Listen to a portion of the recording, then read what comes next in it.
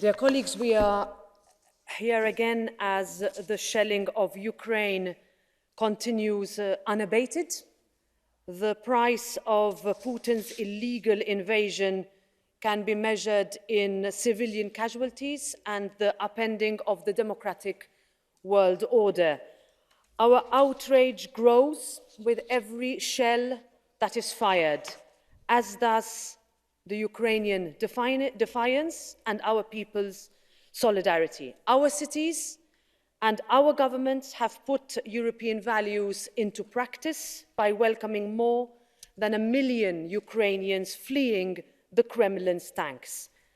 People have taken to the streets all around the globe, including in Russia, to condemn Putin's invasion, to tell the Kremlin aggressors to stop the killing, to demand freedom, to demand that the voices of Ukrainian children are no longer drowned out by the sound of Putin's bombs. Much of Putin's propaganda claims that we are somehow anti-Russians. Nothing is further from the truth. We recognize the immense courage it takes to stand up. We know the Russia of Navalny, of Nemtsov, of Magnitsky, of the thousands jailed over the last days. And our message is this: Putin does not equal Russia. Brave citizens of Russia, despite the threat of jail and the brutal crackdown, continue to stand up.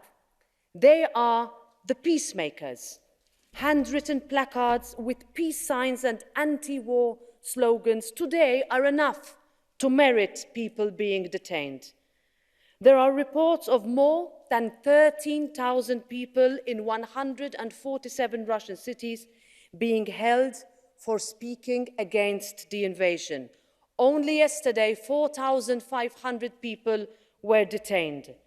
Russians standing up under the toughest of conditions, showing the world that the true face of Russia does not have to be Putin's. Those brave people can face today up to 15 years in prison, according to the two laws brought into force in Russia on the 4th of March, criminalizing not only those protesting against the war, but also informing about the war contrary to the official information given by the Russian authorities.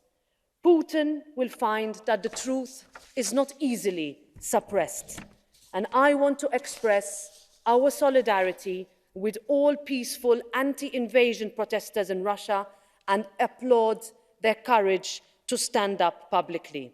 So, on behalf of the European Parliament, I call on the Russian authorities to free all those unjustly jailed, to allow the freedom of expression.